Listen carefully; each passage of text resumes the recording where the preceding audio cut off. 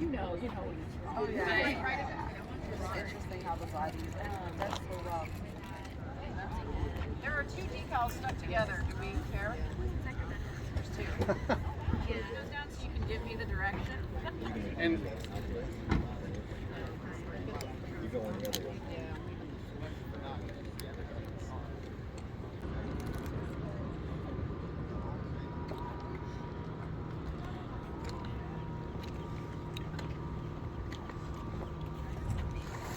I'll back it up.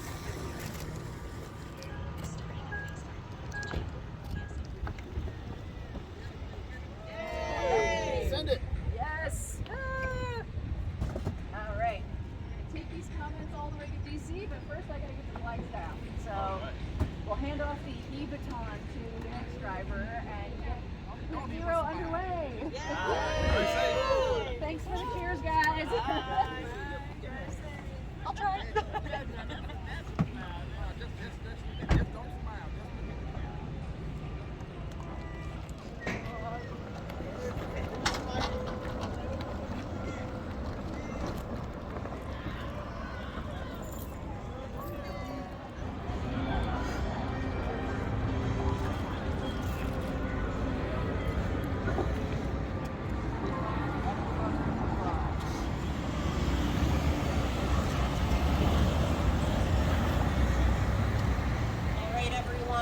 Welcome to the Route Zero press conference. We're about to get started here.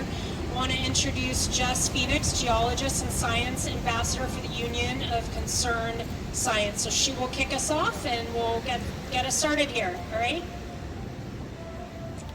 Thank you so much, Adria, and thanks to all of you who are attending in person or watching at home. So I am Jess Phoenix. I'm a geologist and the science ambassador for the Union of Concerned Scientists. And I'm really excited that we're all here today because we are at the end of Route 66, the historic and iconic place that it ends, and that is the Santa Monica Pier. I'm really excited because today we are doing the Route Zero relay, and I get to drive the first leg of it from here to Flagstaff, so I'm like extra thrilled right now. And I am a scientist, and that's why these advancements in clean vehicle technology are so exciting to me.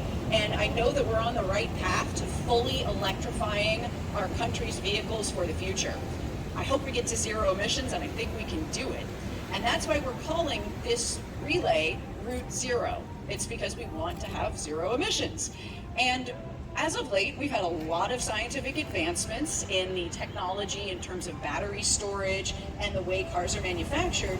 And there's been really essential pieces of legislation that have been passed to really push this effort forward. So in California specifically, the Air Resource Board and the City of LA, they have really taken a lead in passing measures that will help this process and promote electric vehicles. So for example, the California Air Resources Board, they approved $2.6 billion in investments to basically support a really wide range of electric vehicles. And then on the federal side, the Inflation Reduction Act, which happened last year, that included tax incentives for electric vehicles. And then of course we had a bipartisan effort, which is so rare these days, but really needed. We passed the infrastructure law, and that provided billions of dollars for creating a national EV charging network. Just the other week, the EPA announced new, strong clean air standards, and that's going to hopefully result in an estimated 67% of all new car and light-duty truck sales being EVs by the year 2032.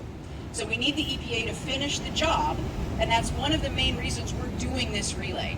There are so many initiatives in process, but the EPA is holding virtual hearings for the public for clean car standards, and that's going to be on May 9th and 10th. So we encourage people, the public, you, to please register by May 2nd to give your testimony during these hearings. So to register, all you have to do is send an email to epa-ld-hearings@epa.gov. That's epa-ld-hearings@epa.gov. Go there, register, make your voice heard. So the public comment period is opening soon. So the Route Zero Relay is going to encourage people all over the country to submit comments, and we're going to deliver these comments to Washington, D.C. at the end of the comment period. So these boxes right here by my podium, those are props to represent the public comments that we're going to be collecting as we do this journey across the country. So please, please, please make your voices heard, because we need the EPA to pass these clean car standards. My fellow speakers today, all these wonderful people who are up here with me, they are people who are really deeply involved in trying to speed our progress towards achieving Route Zero. And what we're going to do is hear from them about their personal investments in these clean air initiatives. So why they're important: boosting the economy, reducing air pollution, basically increasing our public health, and delivering justice to frontline communities that are so negatively impacted by the effects of pollution. And this is going to help us, big picture now, address the climate crisis. I'm going to be back at the end to share a few more words, but right now I am honored to introduce Santa Monica City Council member Phil Brock. Good morning, everyone. First, you feel these wonderful ocean breezes behind you. We're at the end of Route 66 in Santa Monica, a fabled place, a fabled road, and it's a great place to start the Route Zero relay as well. So even with our ocean breezes, even with all this fresh air you feel, it's not really fresh. Santa Monica is bisected by the Santa Monica Freeway and Pacific Coast Highway. Every single part of Santa Monica feels that air pollution every day. This effort is an effort to draw attention to the fact that we need to end the danger to our children, the danger to our grandchildren, the danger to the children that come afterward. The freeway divides us, and Route Zero will help. If the EPA listens, the federal government will listen. We need funding to add more electrical charging stations in Santa Monica. 72% of my city's residents are renters. They have no way to have electrical vehicle charging stations on their premises. So we need them in our community, on our streets, our parking lots, and we need to find more ways to encourage residents in my city, which is progressive, in my city, which is sustainable, in my city, which is reducing carbon footprint throughout our city and hoping that we're an example to the rest of the nation. We need more help to do that. So it starts with each of us. It starts one at a time. Find a way to green your street, to green your house, to green your neighborhood, to reduce pollution, because protecting our planet is not just for us. It's for the future. It's for the next generations. Having a clean planet, a planet that supports us, means that we also have to support our planet.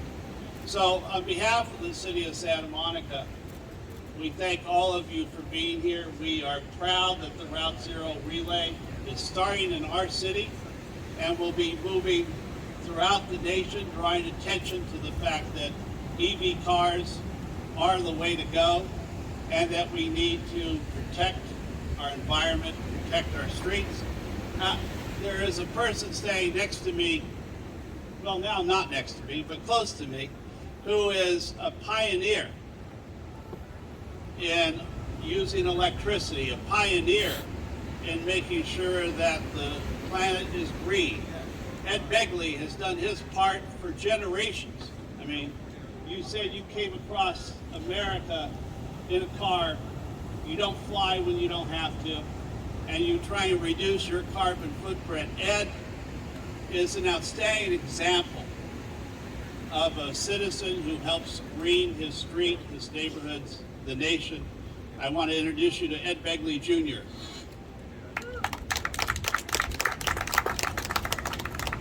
Thank you, Phil Brock in the wonderful city of Santa Monica for all the visionary work they've been doing with electric buses, charging station, stuff over the years. Thank you, Phil.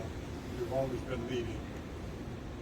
I've been driving electric cars since 1970. You heard that right, 1970. I'll explain what I mean in a minute. But electric cars were not new back in 1970. Henry Ford's wife preferred her Baker Electric to his noisy contraption, so they've been around a while. 1970, I bought electric car. It was a Taylor Dunn. They still make electric cars to this day, or more accurately, I should say, electric carts with a T. The K at the beginning and a T at the end. They're like golf carts with a windshield wiper at home and a horn.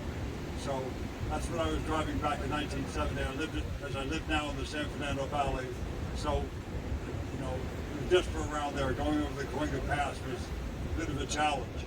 So I still drive them to this day, and I have a tremendous amount of nostalgia for Route 66. Because my dad was not a movie star. Ed Begley Jr. was a wonderful Academy Award-winning actor, but he was a movie star in the 50s and very early 60s. Mostly movie stars or wealthy people flew across country. We drove and we took Route 66. So, and quite recently I took it a lot. I did a show called Better Call Saul for a while, a wonderful show, Better Call Saul. And rather than burn kerosene at 31,000 feet to get to Albuquerque, I would drive there. The past few years of Better Call Saul, I've been there 30 times easy. I've driven to Reston, Virginia in my electric car. I've driven to Texas and back. I've driven to Knoxville, Tennessee for a job. So it's very practical because I'm very fortunate to have a wonderful electric car that has a charging infrastructure across the nation. We need to have that not just for my wonderful car, but for all cars, all the electric cars. We need to have the ones that are capable of fast charging. There needs to be a charging infrastructure for them all. And that's where we look at the EPA to help us with that, to make sure that these green measures are enacted. We have the right amount of funding for charging infrastructure and all that goes with it. You know, I happen to know for a fact that you cannot make gasoline on the roof of your house. This is a fact. I hope we'll all accept. You can't make electrons on the roof of your house. So you can turn photons into electrons. Even in a cloudy day like this, you'll make power. Not as much as a sunny day, but I live in the valley, so a lot of days a year I get full sun and I run my house and charge my car. This is what's possible, not in the future. It's happening now, and I'm just proud to be here, you know, with this wonderful group of people, Alex and everybody put this together. And it's my great pleasure now to introduce Susana Reyes. She's with the Board of Public Works. She's been fantastic with stormwater issues, worked with Andy Lipkus and people to deal with some of that, rather than let it go out to the ocean while the water is percolating into the groundwater now where it should go. They're doing great work, working with the Army Corps of Engineers with that, and also working on the charging infrastructure and all the good things that they've been doing as regards, you know, electricity as well.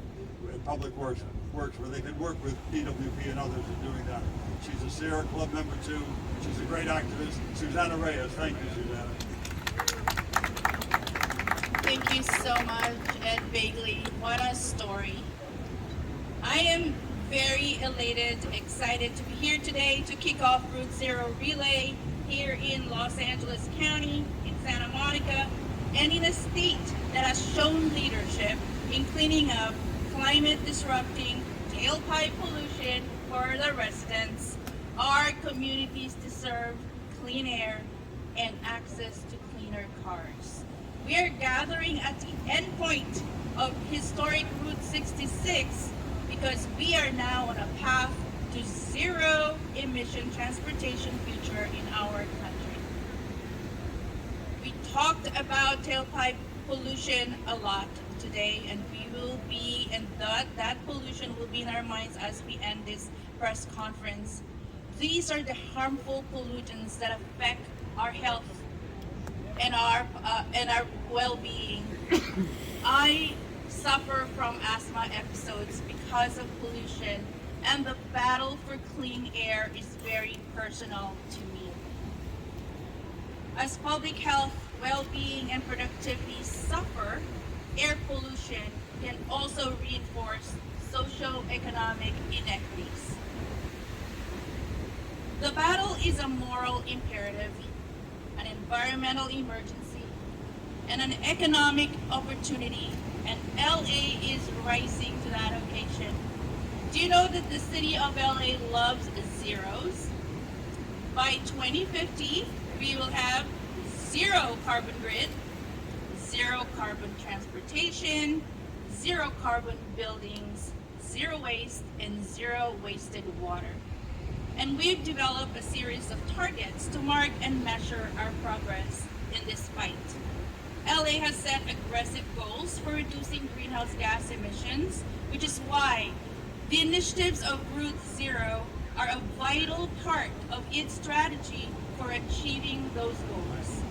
The city will lock arms with Route Zero by providing a blueprint for modernizing the transportation sector through more robust, clean, and sustainable car standards, moving to zero pollution vehicles, and really investing in the infrastructure which will benefit our communities. The city has a goal of transitioning its entire fleet of vehicles to zero emissions vehicles by 2028, right when we have our Olympics. And thanks to our partnerships with LA Department of Water and Power, the LA Department of Transportation, LA Metro, LA Clean Tech Incubator, and other city, state, and private companies, we are on our way to accelerate that transition to clean transportation and net zero carbon, a future where communities benefit from those infrastructure investments that support family sustaining jobs in the EV, renewable energy, and construction industries. So, who wants to go on a road trip, right? I'm proud to join Route Zero on its journey. Route Zero is a good example, a great example of how industry, government, and civil society collaboration can lead to innovative and sustainable solutions. When all said and done, all roads lead to the same end. So it's not so much which road you take as how you take it to Route Zero. Thank you so much, and now it's my pleasure to introduce Chanel Parson, the Director of Electrification for Southern California Edison, who we love here in Santa Monica. Chanel, welcome.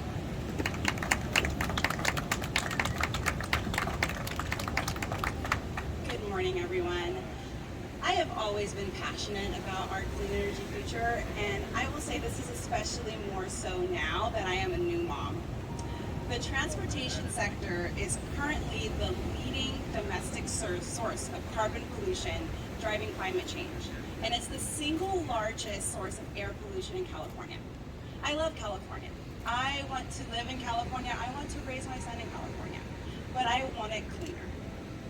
By making cars cleaner, we can dramatically cut the pollution that's negatively impacting the health of everyone, including our children, as well as reduce the carbon pollution driving climate change, avert the most catastrophic health impacts of the climate crisis, and address long-standing environmental injustice. The EPA proposed to extend tailpipe emission limits beginning in 2027. This will accelerate the production and sale of electric vehicles, and we encourage such clean car standards.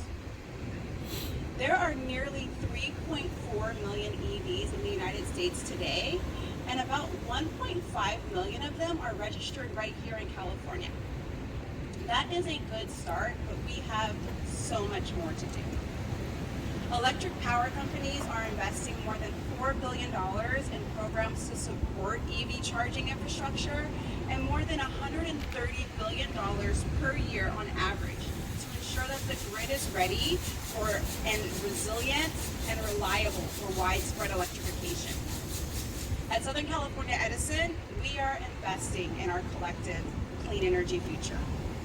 We have promoted transportation electrification as a key pillar of a clean energy future and a necessary measure to reduce the greenhouse gas emissions that contribute to climate change. We are actively working to make electric vehicles more accessible and affordable for everyone. We are installing 30,000 EV chargers for passenger vehicles, with an emphasis on apartments and condos, because we know that 1 in 4 of our customers live in an apartment or condo where it's not easy to install their EV charger. And we're also putting an emphasis on communities that are heavily impacted by the combined effects of economic, environmental, and public health burdens. We are installing EV charging infrastructure to convert nearly 8,500 medium-duty and heavy-duty vehicles to electric, because we know that medium-duty and heavy-duty vehicles emit much more greenhouse gas than passenger vehicles. And we offer rebates for the purchase of a pre-owned electric vehicle for a personal vehicle, as well as we are soon launching a program to offer a rebate for heavy-duty drayage vehicles. We have completed many of these projects with partners here in Santa Monica and across Southern California. When I think of our clean energy future, I see more than just policies and goals. I see fewer cases of asthma, fewer allergies, lower incidences of heart attacks and cancer. I see more clean energy jobs. And I see a lower cost of energy, total energy, for individuals who electrify. As we extend and modernize our electric grid to support electrification, we seek to work with federal, state, and local governments, as well as other key partners that include automakers, utilities, equipment manufacturers, local agencies, and community-based organizations to help accelerate EV adoption. I invite you to join us on our journey to zero-emission transportation. And with that, I would love to introduce Jacqueline Badejo, who is an environmental justice advocate, clean tech global supplier, and president of LA Mayor Climate Emergency Mobilization Commission. Please welcome me please join me in welcoming her.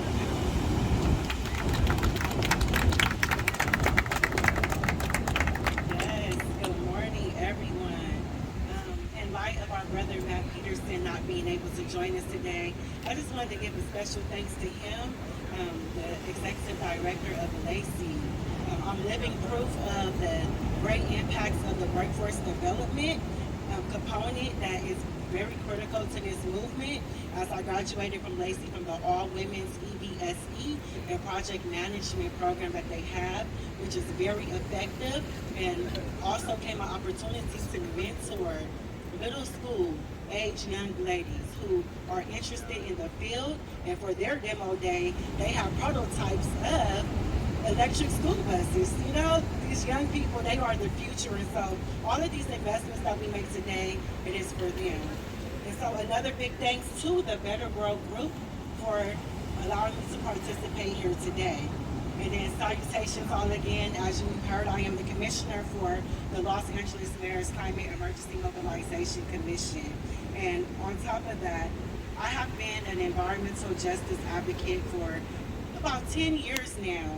And with this experience, I have been doing it through Watts Clean Air and Energy Committee, which we have Zen and Paul Scott, you know, National Electric Drive Week. We participate in that event every year, and it's a way to bring the information down to the disadvantaged, or we'll say low wealth income, low wealth communities and BIPOC communities, so they can actually learn and participate. So growing up in Watts, I never would have expected for residents in the industry to convert to electrification.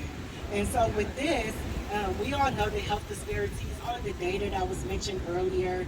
We know the impacts of the greenhouse gas emissions on our communities and our loved ones, and then also in various industries. And so I want to make sure that as we're advocating for residents and businesses, that we make sure that they're not left behind. You know, these industries, they're coming green and blue and red. We have so many industries, and we want to make sure that we are building a healthier and more unified community. And so to pretty much make sure that we do an effective and efficient job, we want to make sure that we're aligning with Biden's Justice 40 initiative, the PLA 2.0, you know, pay to learn work models, so we can really add the true value to the people as they grow with this EV revolution. We all know that the on-the-road vehicles, you know, contribute to a majority, well, 27%. As we stand here, April 27th, we're going to remember that 27% of the greenhouse gas emissions come from the transportation industry. And I'm just thanking everyone for their due diligence to make sure that all of these initiatives, measures, all these rules are passed to make sure that as the EPA has provided us with a cost benefit analysis, which is very important so we can see how it impacts everyone on the ground level day to day. So as a youth, I traveled on Route 66 to connect with loved ones that, were not close by. And with this, I was able to see, lightweight, mid-sized, heavy-duty vehicles, not only that surround my community as I live adjacent to the Alameda corridor, in between Slauson corridor, and all these corridors with heavy traffic. And so it allowed me to know the importance. And so this is something that's historical on a personal and professional level. And on the professional level, I take great pride in just advocating for the people. That's my #1 goal. And so I want to thank Grid Alternatives, E-True and Loretta, for their research on the electrification of the trade corridors, which is important to me as well because I am with Global Trade, EV, SE, and EV vehicle supplier with the, with the Black Silk Road, our answer to the China Silk Road. And so with that, we want to make sure that we continue to keep the workforce development programs going, where we put community first, and also continue to monitor the technical aspects. Because we always mention that the health disparities that we're familiar about speaking with, but I also want us to consider the other research that needs to be done so we can all improve our efforts. And with this, I would like to end on a note by thanking everyone who put this together today. Thank you to all the speakers. You are all greatly appreciated as we have been doing our due diligence to move everything forward. And really, I want to thank the EPA and encourage everyone to join us, because I'm a proud Californian, proud Watsonian. We have over 500,000 Californians working in this industry. And so as our economy is changing, we're going to also make sure that we change along with it, make sure that we don't get left behind, and continue to encourage the rest of the nation. And I also would like to say that here at the end of Route 66, we are on our way on this expedition to Route Zero. So please join us. Please submit your public comment. We need the people's voices. If you're not saying anything, then that means that we're not doing our job. And so we urge and beg you to join us on this journey. And I just would like to say thank you. And I want to give a shout out to Kansas City, to the mayor out there, doing the work with the young people with VCAP, Virtual Community Action Planning, and which is also a critical part on the GIS and mapping all of these things together. So thank you again. God bless everyone and take care.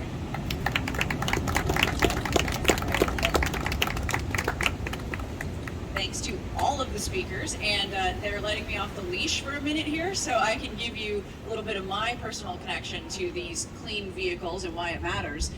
My work on volcanoes, that's what I do within geology, I'm a volcanologist. As part of that, I've been to 6 continents. I've worked literally all over the world on glaciers, on volcanoes, in deserts, in rainforests, and I can tell you that what we do here in the United States has global impacts.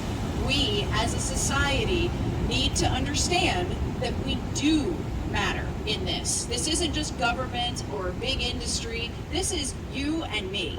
And I tell you that because all of us have control over 40% of our carbon footprint.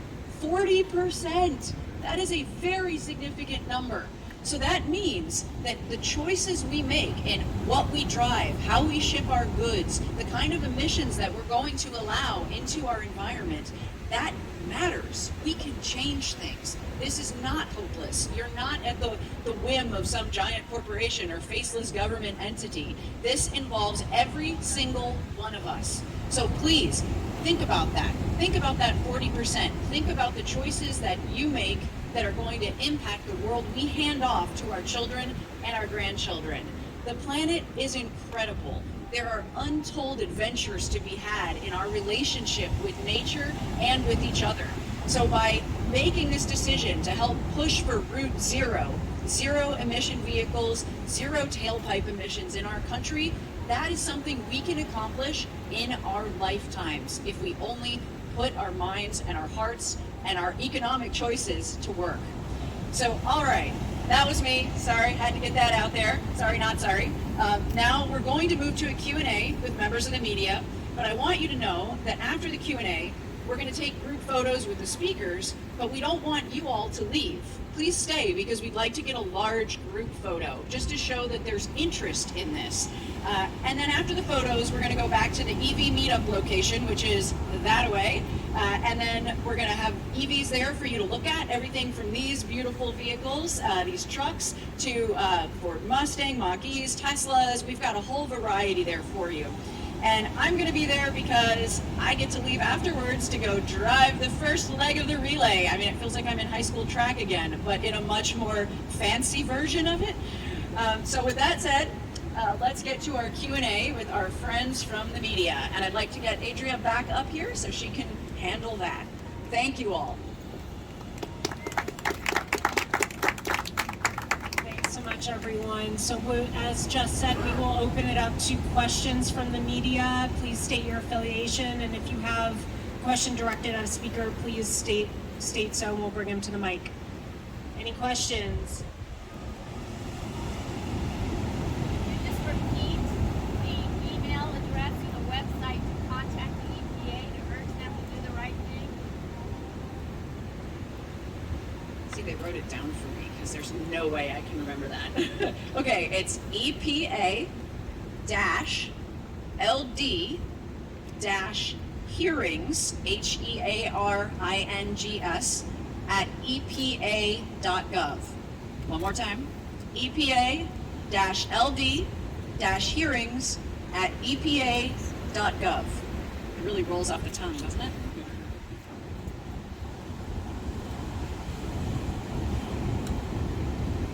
Any other questions from the media?